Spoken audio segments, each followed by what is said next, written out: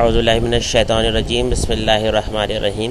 افکار پلہ جیون کے چینل میں خوش آمدید۔ آج کا لیکچر نمبر 32، لیکچر نمبر 32۔ آج کا موضوع ہے کیا پاکستان میں فتاوی عالمگیری نافذ ہو سکتا ہے؟ تو یہ سوال نہیں ہے بلکہ یہ سوال بھی ہے اور جواب بھی ہے۔ یہ ہم سب مسلمان، اس بر صغیر کے مسلمان اپنے گریبان میں جھانکیں اور اس کا سوال کا جواب تلاش کریں۔ یہ اس کا سوال کسی عالم سے کرنے کی ضرورت نہیں، کسی صدر پاکستان سے کرنے کی ضرورت نہیں، کسی وزیر اعظم سے، کسی بھی وزیر اعلیٰ سے یا کسی گورنر سے یہ سوال کرنے کی ضرورت نہیں۔ سوال ایسا لکھا ہوا ہے، ایسا لگ رہا ہے کہ جیسے ذہن میں سوال ہو کہ یہ کسی حکمران سے کیا جا رہا تھا۔ نہیں، یہ سوال کسی حکمران سے نہیں ہے۔ کیا پاکستان میں فتاوی عالمگیری نافذ ہو سکتا ہے؟ یہ سوال ہمیں حکمرانوں سے کرنے کی ضرورت نہیں۔ ہم جب تک یہ سوالات حکمرانوں سے کرتے رہیں گے، یہ کبھی بھی یہ دین کا نظام کبھی بھی نافذ نہیں ہوگا۔ یہ نافذ کب ہوگا؟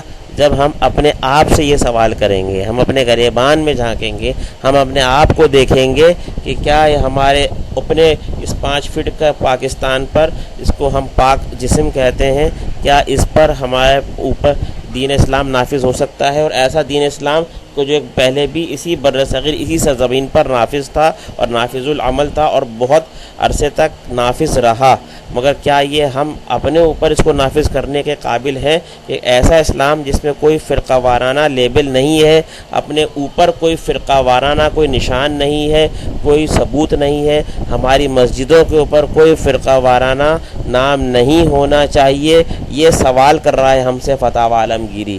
کیا ہم ان جیسے مسلمان ہیں؟ ہم ان جیسے ان کو اپنا ایک مسلمان کو تقلید کرنے والے مانتے ہیں کہ ہم فتاوی عالمگیری کو پڑھتے ہیں، اس کی تقلید کرتے ہیں، اس پر عمل کرنے کی بھی کوشش، مگر اس کا عمل ہمارے اوپر ظاہر نہیں ہے۔ اس عمل میں کہیں نہیں لکھا کہ انسان کسی فرقہ وارانہ نام میں بڑھ جائے اور اپنے اوپر اور اپنی مسجدوں کے اوپر فرقہ وارانہ نام کی تختیاں لگائے، یہ کہیں نہیں لکھا ہوا ہے۔ تو اس بات کو بہت اچھی طرح ذہن میں رکھا جائے کہ ہم اپنے آپ کو اپنے گریبان میں جھانکنے والے پہلے بن جائیں کہ ہم اپنے اوپر جو اس بر صغیر میں یہ آئین اور نظام نافذ تھا اور بہتر انداز میں چل رہا تھا، کیا یہ ہمارے اوپر نافذ ہو رہا ہے؟ ہم نے اپنے جسم پر اس کو نافذ کیا ہے سر سے پاؤں تک، اور اس کے مطابق ہم اپنے زندگی کا نظام اس فتاوی عالمگیری کے مطابق چلا رہے ہیں یا نہیں؟ یہ ہمیں اپنے اوپر سوچنے کی ضرورت ہے، اس پر فکر دلانے کی ضرورت ہے۔ اکثر لوگ سمجھتے ہیں یہ سوال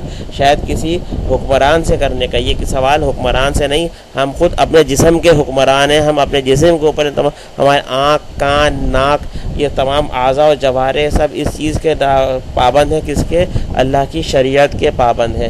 تو ہم نے اس کے اوپر فتاوی عالمگیری کے کتنے اصول اور کتنے آئین کے قانون ہم اس پر نافذ کر رہے ہیں اور نافذ کرنے کی کوشش کر رہے ہیں، اور اس پر اسی فکر میں ہم فکر مند ہیں۔ یہ سب ہمیں سوچنے کی ضرورت ہے۔ اللہ تعالیٰ اس پر ہمیں عمل کرنے کی توفیق عطا فرمائے۔ وآخر دعوانا ان الحمد للہ رب العالمین۔